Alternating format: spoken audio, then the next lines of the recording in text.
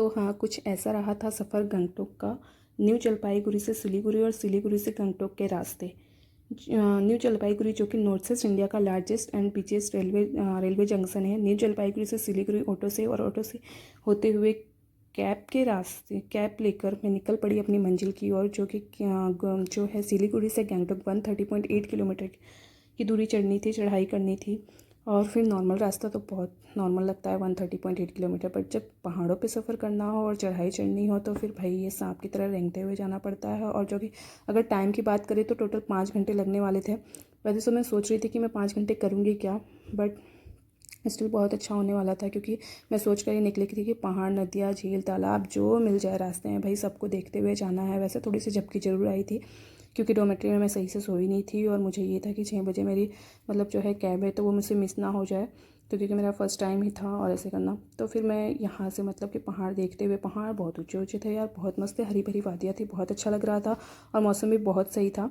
और फिर नदी और पहाड़ का संगम मुझे मिल गया। नदी का नाम था तिस्ता नदी, जो कि यहाँ की which is most important water source for the people of West Bengal and the Sikkim. And वो जो है एक रिवर जो है वाटर शेयर एग्रीमेंट करती है इंडिया टू बांग्लादेश के बीच में। तो मुझे ये इतना इम्पोर्टेंट रोल प्ले करती है इंडिया टू बांग्लादेश में, ये मैंने सर्च किया जब मुझे भैया ने बताया कि हाँ ये तिस्ता नदी है। तो फिर भाई ये सब अपनी जगह है, सही थी। नदी अपना साथ छोड़ने वाली नहीं थी, क्योंकि नदी का अंत कहाँ होने वाला था, जो कि 410 किलोमीटर लंबी थी और मेरा सफ़र था वो 130.8 किलोमीटर था। तो मुझे ये नदियों के साथ सफ़र तय करना था, ये बात तो मुझे समझ आ गई थी क्लियर एंड कट। और भूख भी बहुत ज़्यादा लग रही थी, भूख में ऐसा लग रहा, पेट में ऐसा लग रहा था जैसे चूहे दौड़ रहे हो। तो फिर मैंने भैया को बोल दिया था, भैया एक जगह गाड़ी जरूर रुकना, और भैया कह रहे थे कि हाँ हम लोग मतलब कि एक रेस्टोरेंट में रोकते हैं ब्रेकफास्ट वगैरह करने के लिए। फिर तो क्या था, बस मैं सोच रही थी कि जब गाड़ी रुकेगी तो फिर मैं ब्रेकफास्ट करूँगी। और मैंने भैया से पूछा, भैया वहाँ से कितना सफ़र फिर होने वाला है, तो भैया कह रहे थे कि वहाँ से 2 घंटे का सफ़र है। तो मैंने कहा चलो कैसे ना कैसे टाइम निकल जाएगा। और फिर एक होटल पे कैब रुकी और वहाँ से मैंने आलू का पराठा ऑर्डर किया और कॉफ़ी ऑर्डर करी। वैसे उसके साथ में काबुली चने और आलू की सब्ज़ी आई थी, जिसका कलर रेड था, जो कि यहाँ का आई थिंक ट्रेडिशनल था, मुझे वहाँ पे वेटर ने बताया।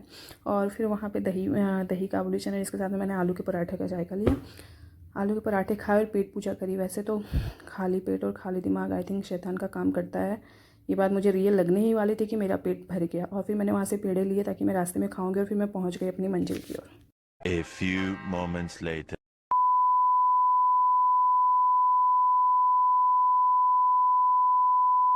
तो मैंने गैंगटॉक से सबसे पहले हनुमान टॉक की तरफ अपने कदम बढ़ाए। वैसे कुछ फिक्स नहीं था कि पहले कहाँ जाना है, बट कैसा लगता है जब आप घूमने के लिए निकले हो और आते ही मंदिर के दर्शन हो जाए।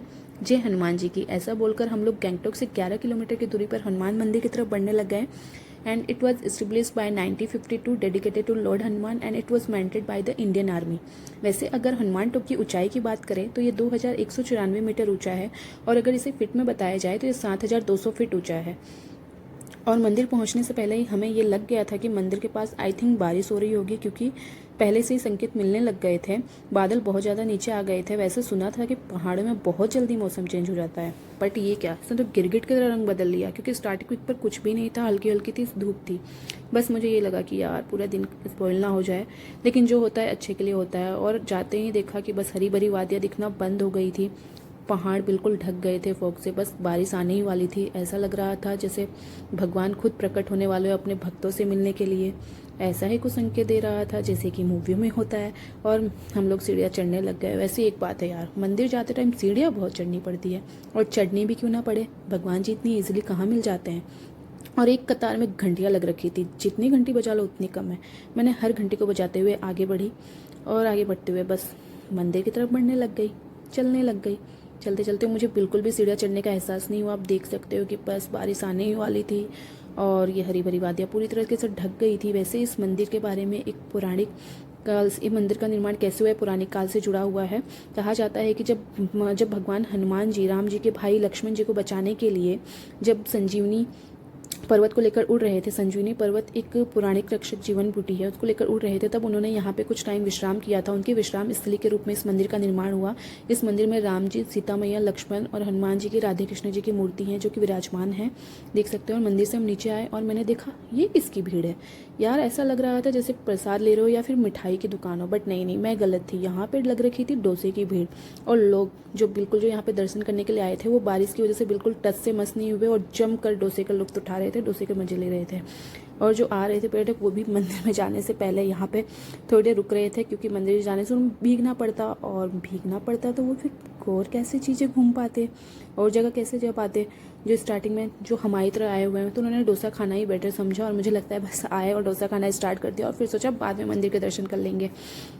वैसे मैं तो ये सोच रही थी आज तो डोसे वाले की बल्ले बल्ले हो गई। वैसे तो उनकी हर रोज़ की अर्निंग होती होगी क्योंकि वो एक टूरिस्ट प्लेस है, बट मैं सोच रही थी कि आज इसने कितनी अर्निंग कर ली होगी, क्योंकि मेरे सामने मुझे लग रहा है 1000-2000 डोसे तो पार कर गए होंगे।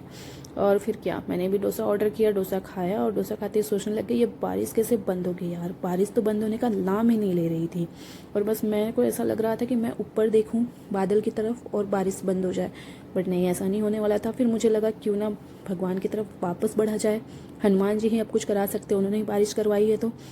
और कुछ ऐसा ही रहा। हम लोग ऊपर की तरफ वापस जाने लगे और बादल बिल्कुल क्लियर हो चुके थे। थोड़ी ही देर बाद हमने वहाँ पे पिक वगैरह क्लिक कराए और वापस नीचे की तरफ हमने सोचा कि वापस से बारिश स्टार्ट ना हो जाए, क्योंकि पहाड़ों पे तो मौसम कभी भी चेंज हो सकता है। तो हमने कहा चलो भाई बादल क्लियर हो गया है, नीचे निकल लो और अपने गंगटोक के रास्ते वापस पहुँच लो। अगर वहाँ से कुछ पास में होता है तो ज़रूर घूम लेंगे, आज के लिए इतना ही काफ़ी है। ये सोचकर मैंने अपने मन को तसल्ली दिया, और ये था मेरे मन में कि हाँ बारिश बस बंद हो जाए ताकि हम लोग चढ़ाई चढ़ सके और चढ़ाई उतर सके जैसे हमने चढ़ाई करी है।